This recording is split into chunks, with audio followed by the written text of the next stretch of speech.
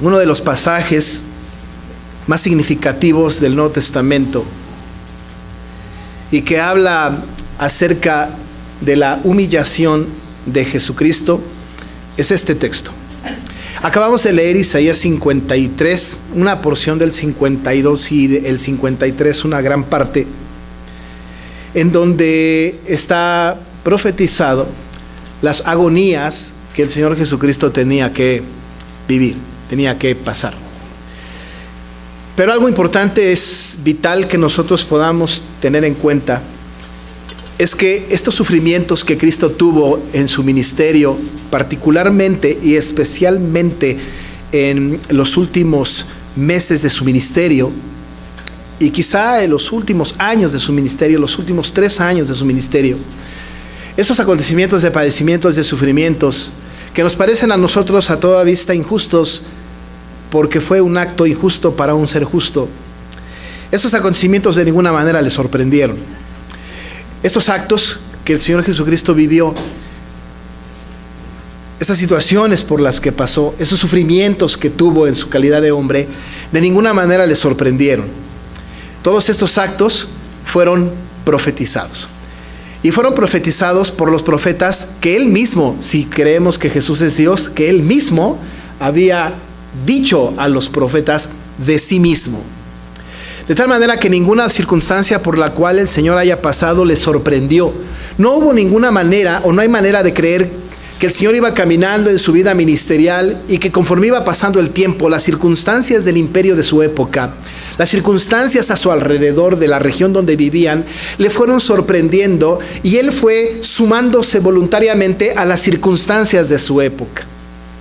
No podemos nosotros creer pues entonces en un Jesús histórico que fue determinando conforme fue pasando el tiempo.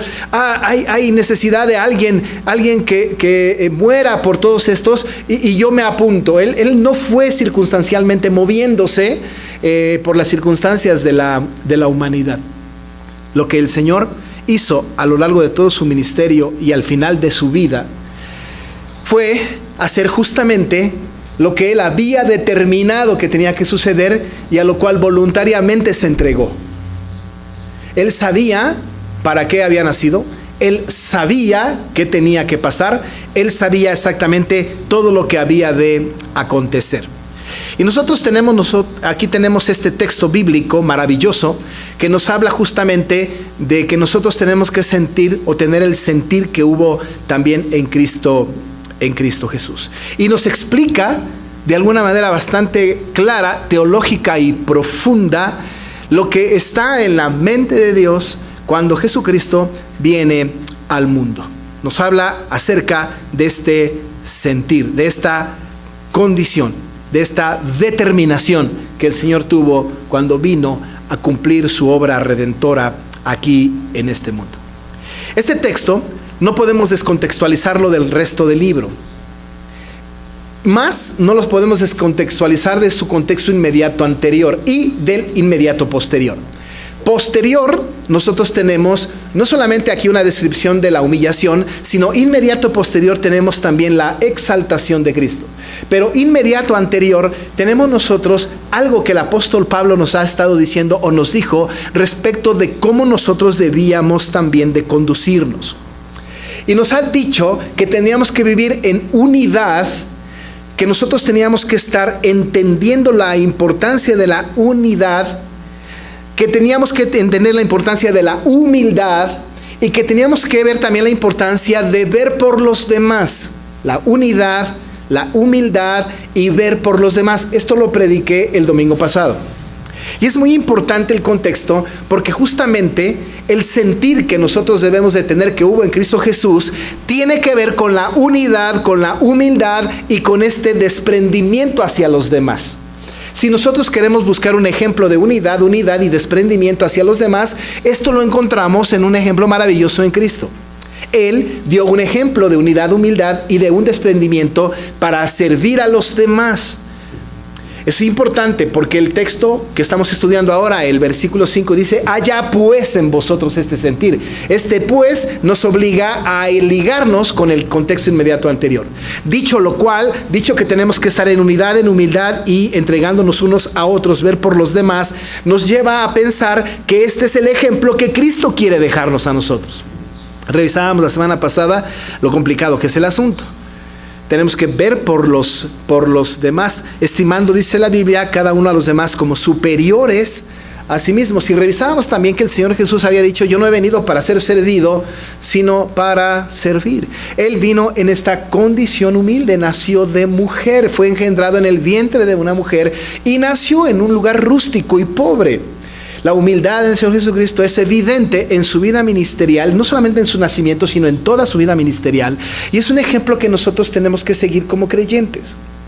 Por cierto, él también buscaba la unidad entre su pueblo y claro que él servía a los demás. Y era un servicio abnegado, sin condición, y este es el ejemplo que nosotros tenemos que seguir del Señor Jesucristo. Pero son ejemplos importantes. Muchas partes en la Biblia nos habla acerca de lo que nosotros tenemos que hacer haciendo lo que el Señor hizo. Jesucristo nunca va a pedirnos nada que Él no haya sido capaz de hacer. Todo lo que Él ha sido capaz de hacer en su calidad de hombre, nos lo pide a nosotros y nosotros lo hacemos o lo debemos hacer porque Él es nuestro ejemplo. A veces en la Biblia hay otros que se ponen como ejemplo. El apóstol Pablo varias veces se puso como ejemplo de lo que tenemos que hacer. Y hay ejemplos bíblicos de personas a las que tenemos que imitar. Pero el ejemplo mayor es Cristo. El ejemplo más sublime es Cristo. Tenemos que imitar a Cristo. Pero hay una situación o hay situaciones en las que no le podemos imitar. Hay cosas que no podemos imitar de Cristo. Nosotros, por ejemplo, no podríamos sufrir y morir vicariamente por el pecado de nadie. Es decir, yo no podría, no sé si quisiera por otro lado, morir por alguien para que se salvara. Porque si yo creo que puedo morir por alguien para que se salve, mi muerte sería en vano. Porque de ninguna manera mi sangre rescataría de ninguna condena a ninguno de ustedes. Ni a mis hijos, ni a mi nieta, ni a mi esposa, ni a mis padres, ni a mis hermanos, a nadie. Yo no podría imitar la obra vicaria de Cristo. Esto yo no lo podría imitar. No lo podría imitar. No podría yo imitar de alguna manera el poder de autorresucitarme. Es decir, yo no podría autorresucitarme. Yo necesito un poder superior que venga y me resucite en el día postrero, y este poder viene de Jesús, viene de Cristo, que es el primicias de los que durmieron y luego fue el primero en resucitar y luego nosotros. Pero en la resurrección de Cristo, y esto lo vamos a ver muy pronto en la Semana Santa, pero en la resurrección de Cristo, quien operó la resurrección de Cristo fue Cristo. Cristo mismo. Por supuesto, no lo disasociamos del Padre y del Espíritu, pero la resurrección de Cristo fue producida por Cristo. Ninguna resurrección nuestra en el futuro va a ser producida por nosotros mismos, porque estaremos físicamente muertos. Y aun y cuando estamos vivos en el Señor, muertos en el cuerpo, de todas maneras no tenemos esta acción mandatoria de nuestro espíritu a nuestro cuerpo diciendo resucita. Pero el poder de Dios sí. No podemos imitar pues a Cristo en esto. Y no lo podemos imitar en su obra salvadora, en su obra redentora. No lo podemos imitar en sus milagros. No lo podemos imitar en un montón de cosas. Pero hay cosas concretas como la unidad, como la humildad y como el desprendimiento. Ahí sí que lo podemos imitar. Ahí sí que lo podemos seguir. Y nuestra meta, amados hermanos, es ser como Cristo. Es la meta, ¿no? Dice el evangelista Juan en 1 de Juan 2:6, que el que dice que permanece en él debe andar como él anduvo. Nuestra meta es ser semejantes a Cristo. Y ha establecido cómo debemos de ser como él, en unidad, en humildad y en desprendimiento. Pero ahora va a calificar el apóstol Pablo, y no porque Jesús necesite ser calificado, sino que va a dar cualidades, características importantes respecto de quién es este Cristo y también algunas cosas que tenemos que imitar en él.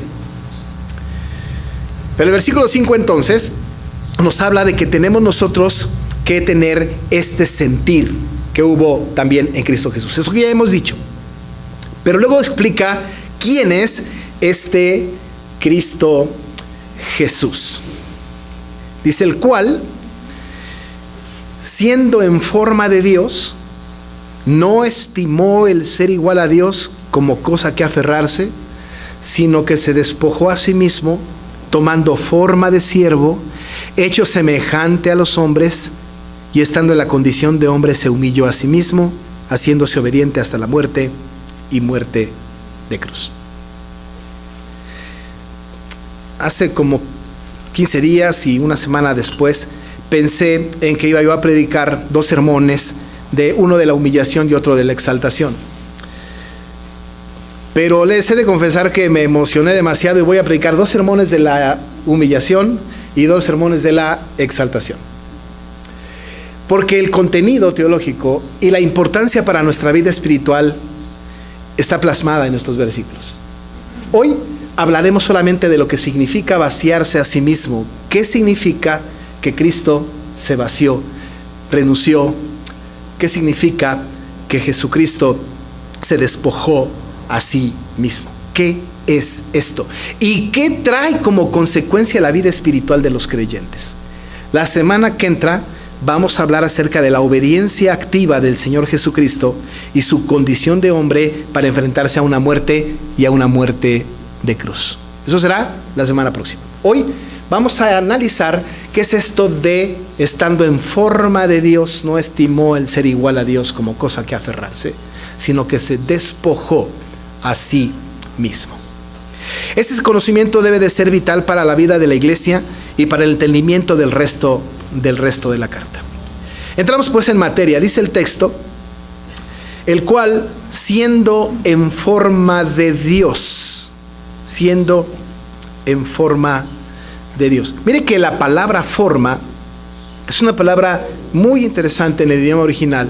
Es una palabra griega que es morfa o morfe, que es forma.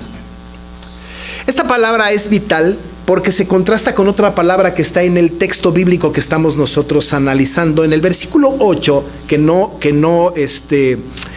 trataremos hoy, pero en el versículo 8 nos dice que estando en la condición de hombre. Por un lado nos dice que él estando en forma o siendo en forma de Dios, y en el versículo 8 nos dice en la condición de hombre. Tenemos que unir ambos conceptos, la forma de Dios y la condición de hombre. ¿Qué significa siendo en forma de Dios y qué significa estar en condición o en esta situación de hombre? Entonces tenemos allá un enigma teológico que tenemos que resolver. De ninguna manera nosotros podemos creer que cuando dice aquí el apóstol que el cual siendo en forma de Dios no es una imitación de Dios, no es una parodia de Dios, no es un reflejo de Dios. Cuando dice aquí la Biblia que está en forma de Dios, desde luego que está descartando la posibilidad de que sea en condición de Dios, como si fuera Dios escogido, hubiese escogido a alguien de la humanidad, a alguien del mundo, y que le hubiera participado de ciertos atributos para que le representara en la tierra. E hiciera una escenificación de Dios de los cielos. No, Jesucristo no está haciendo una escenificación del Dios de los cielos. Él no está tomando una forma teatral de Dios de los cielos. Él no está imitando al Dios de los cielos. Él es el Dios de los cielos. Él es el divino. Él es el eterno. Él es Dios. Cuando dice la Biblia que siendo en forma de Dios, está hablando de que Él mismo está para sí mismo atribuyéndose toda la deidad.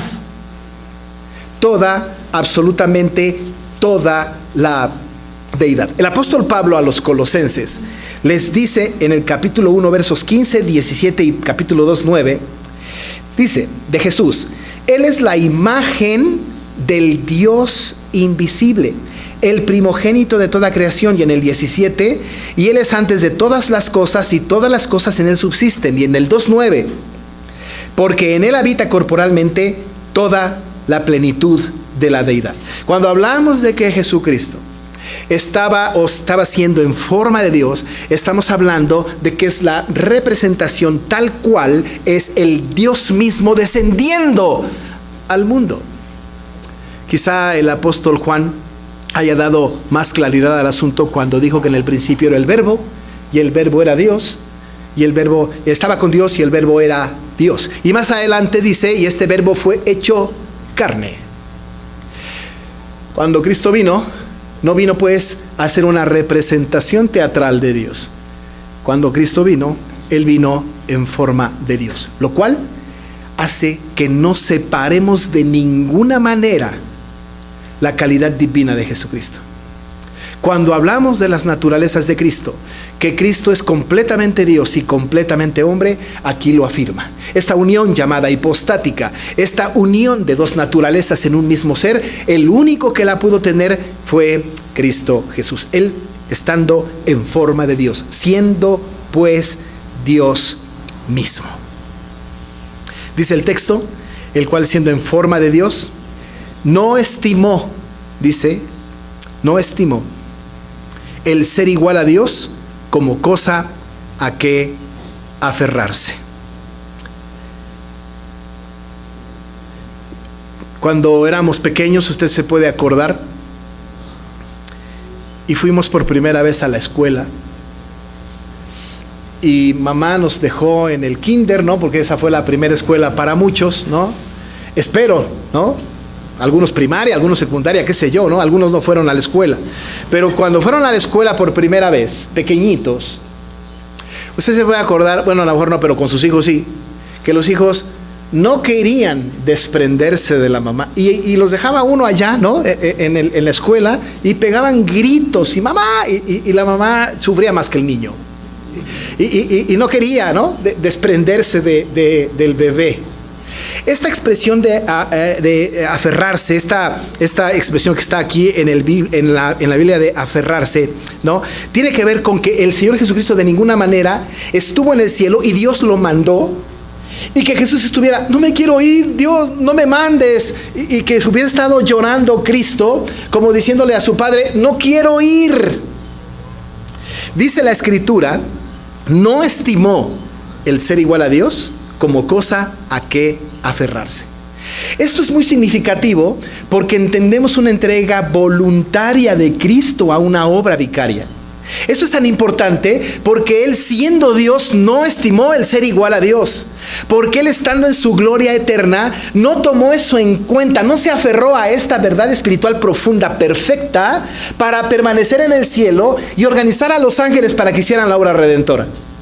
Por un lado, no lo hizo, y por otro lado, tampoco lo podía hacer porque su palabra estaba comprometida, porque era necesario que Él descendiese para hacer la obra redentora para con aquellos pecadores que el Señor había escogido para salvación.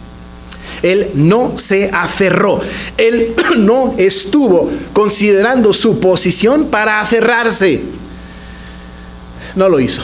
No como el niño pequeño que no quiere entrar al colegio porque no se quiere desprender de su padre o de su madre. No se aferró. Él no estimó el ser igual a Dios como cosa a que aferrarse. Pero ¿qué hizo en cambio? Como no se aferró a esta condición de ser igual a Dios, dice el texto, sino, o en cambio, o en lugar de eso, se despojó a sí mismo, tomando forma de siervo, hecho semejante a los hombres. Dice la Biblia, no solamente no se aferró a esta condición de ser igual a Dios, sino que, dice la Biblia, se despojó a sí mismo. ¿Sabe que en el idioma original la expresión se vació a sí mismo es bastante más significativa? Despojó, por supuesto que está bien, pero se vació, renunció a algo. Cuando dice la Biblia que se despojó a sí mismo tomando forma de siervo, no significa que el Señor dejó de ser Dios para ser hombre, sino siendo Dios, vino a ser hombre también. Esta es una doctrina muy complicada y hemos hablado en el pasado de las doctrinas suprarracionales. Y hemos dicho que las doctrinas suprarracionales son doctrinas que no se pueden explicar por el mejor teólogo del mundo. Las doctrinas suprarracionales tienen que creerse por fe, Porque ¿quién en su sano juicio, lógicamente, por la lógica del mundo, pudiese creer que una persona puede ser Dios 100% y hombre 100%? Esto es, lógicamente, imposible. Este conocimiento suprarracional es tan importante porque cuando hablamos de que el Señor Jesús era Dios y vino al mundo para hacerse hombre, y viniendo al mundo para hacerse hombre fue completamente Dios y completamente hombre, es un conocimiento que no puede ser adquirido por la razón ni por la lógica, solamente por medio de la fe. Cualquier persona que se acerque a este texto pudiese considerar este texto como algo de locura. Esto no puede ser posible, no tiene lógica, no es posible. Los estudiosos de la alta crítica hoy día, si hay algo en la Biblia que no puede ser explicado por la lógica, no es verdad. Y nosotros decimos, si la Biblia lo dice, aunque la lógica lo niegue, es verdad, absolutamente cierto. Él fue Dios completamente y vino a hacerse hombre, hombre completamente. Y cuando vino en su condición de hombre, no dejó de ser Dios, pero vino. Pero lo que sí sucedió es que Él renunció a algunas cosas que como Dios tenía acceso o era posible tener. Renuncia a algunas cosas. ¿Pero a qué renunció? ¿Qué dejó? ¿Qué fue lo que despojó de sí mismo? ¿Qué se quitó al tomar la forma de siervo, hecho semejante a los hombres? ¿De qué a qué? ¿A qué renunció el Señor? Diré tres cosas que son importantes en este asunto. Primero, renunció o dejó esta relación muy buena que tenía con la ley. Con la ley divina. Ahora déjeme explicarle un poco. Dios había establecido leyes para su pueblo, pero estaba la ley divina. El Señor Jesucristo es el Señor de la ley. Incluso no podemos conocer a Jesucristo tampoco si no fuese también por la ley, porque la ley es nuestro ayo que nos conduce a Cristo. Es como la niñera que nos lleva a Cristo. El esfuerzo de los hombres es cumplir con toda la ley, estar en perfección para llegar al conocimiento de Cristo. Eso es imposible. ¿Quién ha hecho la obra perfecta? Nadie. ¿Quién puede llegar a conocer a Dios por sus obras? Nadie. Pero Jesús no estaba sujeto a esa ley, porque Él es el Señor de la ley.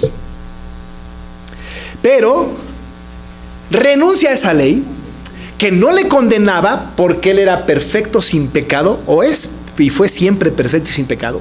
Renuncia a su relación favorable con la ley, renuncia a esta condición y viene a hacerse hombre para someterse a la ley que Él mismo había establecido. Vino a someterse a una ley que Él mismo puso. Una ley que a los hombres le condenaba. Y Él vino y se despoja a sí mismo, se vacía a sí mismo y renuncia a esa relación que tenía con la ley. Ley que Él mismo había establecido.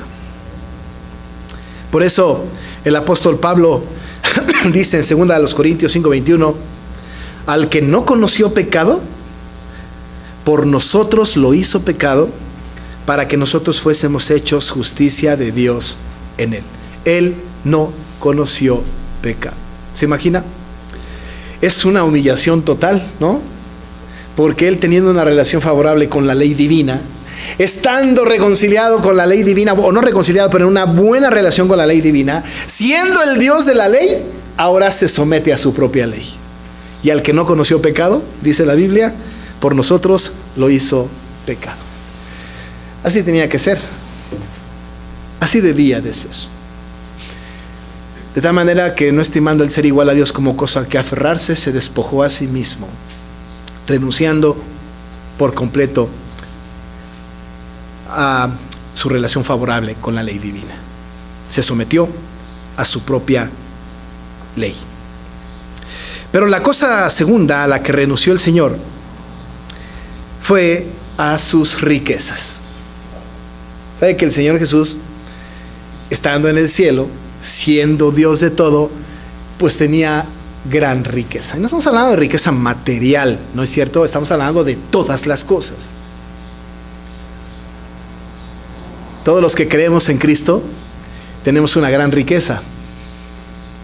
Nosotros somos herederos de una gran riqueza, porque el Señor nos bendijo con toda bendición espiritual en los lugares celestiales en Cristo. Estamos llenos de riqueza los creyentes, pero Él es el Rey de la riqueza. Él lo tenía absolutamente todo. Pero Pablo les dijo a los corintios: porque ya conocéis la gracia de nuestro Señor Jesucristo, que por amor a vosotros se hizo pobre, siendo rico, para que vosotros con su pobreza fueseis enriquecidos. Dice la Biblia que Él era rico. ¿Y sabe qué hizo Jesús? Se hizo pobre. Renunció a su riqueza. Siendo rico, renunció a su riqueza y se hizo pobre, para que nosotros con su pobreza fuésemos enriquecidos. Renuncia no solamente a su relación favorable con la ley divina, sino que renuncia a sus riquezas. Y Él, siendo el dueño de todo el mundo, viene a un mundo hostil al Creador. Él, renunciando a todas sus riquezas, pudiendo hacer una declaración de: todo esto es mío, porque Él es el soberano del cielo y de la tierra, porque de Jehová es la tierra y su plenitud del mundo y todos los que en él habitan. Y Él puede hacer una declaración de pertenencia de todas las cosas visibles e invisibles, pero renuncia a todo esto y viene al mundo renunciando a su riqueza, siendo rico se hizo pobre, y va a nacer en un lugar prestado, en un pesebre prestado, y va a vivir en una casa prestada, y va a montar un caballo, una mula prestada, y va a morir en una cruz prestada, y va a ser enterrado en una tumba prestada.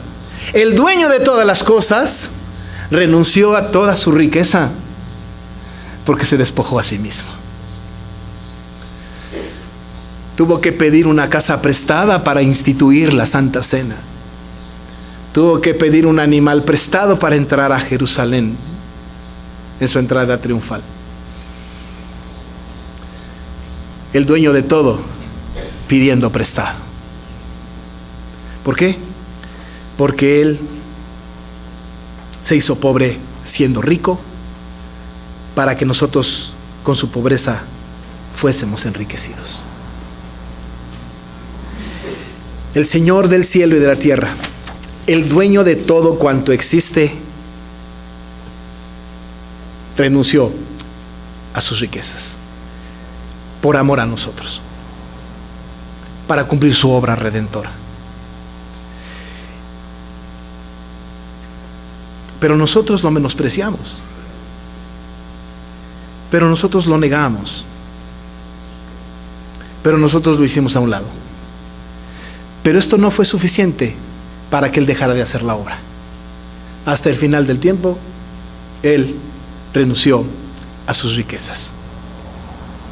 Además, no solamente renunció a sus riquezas en el sentido de que todo lo que tuvo en la tierra era prestado, sino que además cargó sobre sí mismo una deuda muy pesada. No solamente nos dio todo, no solamente renuncia a sus riquezas, sino que toma nuestra deuda. Toma nuestra deuda para sí. Esa persona rica completamente que era Jesucristo, asume la deuda de aquellos por los que va a morir. Isaías 53, que ya leímos, decía: todos nosotros nos descarriamos como ovejas, cada cual se apartó por su camino, mas Jehová cargó en Él el pecado de todos nosotros. ¿Qué necesidad tenía Cristo de cargar con el pecado de todos nosotros? Se despojó a sí mismo, se vació, renuncia a su relación favorable con la ley divina, pero renuncia a sus riquezas maravillosas, para que en su pobreza fuésemos enriquecidos. Compra nuestra deuda, y el Señor, su Padre, carga en Él el pecado de todos nosotros. Quizá los filipenses entendieron esta verdad, pero ¿la entendemos nosotros? ¿Nos damos cuenta nosotros de que al Señor que nosotros adoramos renunció a su relación con la ley? ¿Nosotros nos damos cuenta de que Él renunció a sus riquezas por amor a nosotros? ¿Que se despojó a sí mismo? ¿Que siendo en forma de Dios no estimó el ser igual a Dios como cosa que aferrarse? Sino que vino voluntariamente sin que esto fuera asunto de las circunstancias de su época. Qué triste son las personas que todavía no creen en Jesucristo, que todavía no entregan su vida a Jesucristo. Pero no solamente esto, sino que también, y quizá lo más significativo de todo, es que renunció a su gloria celestial. Renunció a su gloria celestial. ¿Y cuánto lo sintió? ¿Cuánto lo sintió? Por eso, una noche antes de su crucifixión, el Señor oró y dijo a su Padre: yo te he glorificado en la tierra, he acabado la obra que me diste que hiciese. Ahora pues, Padre, dice Jesús, glorifícame tú a tu lado con aquella gloria que tuve contigo antes que el mundo fuese. Regrésame la gloria que tuve antes de que el mundo fuese. Porque cuando Cristo vino, renunció a su gloria celestial. ¿Sabe que en el cielo estamos estudiando Apocalipsis los jueves y nos hemos dado cuenta cuánta adoración hay para Jesús en el cielo? ¿Sabe que en el cielo millones de seres, de ángeles, de redimidos están cantando: digno es el Cordero? Es el único que merece adoración. De día y de noche adoran al Señor. Pero cuando Cristo vino, lejos de adoración, recibió insultos. Fue menospreciado, abatido. Fue insultado, fue golpeado, fue menospreciado, fue insultado. Y Él, teniendo la capacidad de irse al cielo para regresar a su gloria eterna, prefirió quedarse a morir por todos aquellos que lo insultaron, por todos aquellos que le negaron. Un día antes de su crucifixión, el Señor le dice a su Padre: glorifícame tú al lado tuyo con aquella gloria que tuve contigo antes que el mundo fuese. Porque Él había renunciado a su gloria celestial. No es cualquier cosa, hermano, cuando la Biblia dice que se despojó a sí mismo. No es que dejó su ropa en el cielo, es que Él renunció a su relación favorable con la ley divina, es que Él renunció a sus riquezas, es que Él renunció a su gloria celestial, sin dejar de ser Dios, para hacerse hombre y habitar entre nosotros como siervo, porque tomó la forma no de líder, de siervo, hecho semejante a los hombres. ¿Y sabe qué? Y estando en esta condición de hombre, se humilló a sí mismo, haciéndose obediente hasta la muerte y muerte de cruz. Se humilló a sí mismo, se autohumilló, algo que no debió haber hecho. Voluntariamente lo hizo.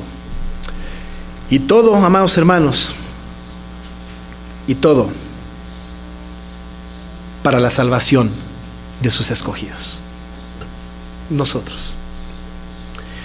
Qué triste panorama para aquellas personas que no conocen a Jesús, que no han creído en Jesús.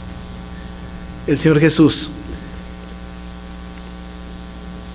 siendo en forma de Dios, no estimó el ser igual a Dios como cosa que aferrarse, sino que se despojó a sí mismo, tomando forma de siervo, hecho semejante a los hombres, y estando en la condición de hombre se humilló a sí mismo, haciéndose obediente hasta la muerte y muerte de cruz. Pero aquí no termina la historia, amado hermano. La semana que entra vamos a estudiar cómo la muerte de cruz es semejante a más de 1000 muertes y cómo el Señor se entregó obedientemente, de manera activa, a una muerte tan humillante por amor a nosotros. Oramos. Padre, qué importante es estudiar tu palabra y descubrir a Cristo maravilloso en ella. Señor, qué obra tan maravillosa hiciste, porque nuestro Señor Jesucristo, siendo en forma de Dios, no estimó el ser igual a Dios como cosa que aferrarse. No teniendo necesidad de sus criaturas, no teniendo necesidad de venir al mundo ingrato, hostil, perverso, vino y se despojó a sí mismo, renunciando a su relación favorable con la ley divina, renunciando a sus riquezas, porque se hizo pobre siendo rico, renunciando a su gloria celestial, y con todo fue menospreciado, abatido. Recibió tu ira en lugar de nosotros. Pero esa obra, Señor, fue absolutamente necesaria para que hoy nosotros pudiésemos saber que somos salvos por la sangre de Cristo. Gracias, Señor, porque esto es parte de nuestra salvación. Y aunque ninguno de nosotros puede hacer esa obra, porque podemos renunciar a cualquier cosa, pero nunca a esto que Cristo renunció, sí podemos vivir en unidad, humildad y en desprendimiento para con los demás. Ayúdanos para ser semejantes a Cristo. Ayúdanos para valorar la muerte de Cristo, la obra de Cristo.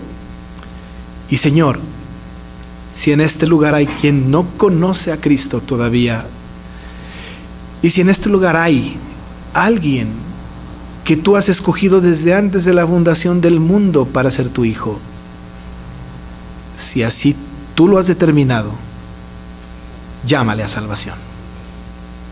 Salva a tu pueblo, porque nosotros sabemos que tú no estás reclutando un pueblo, sabemos que estás llamando a tu pueblo. Haz la obra, Señor, en el nombre de Jesús. Amén.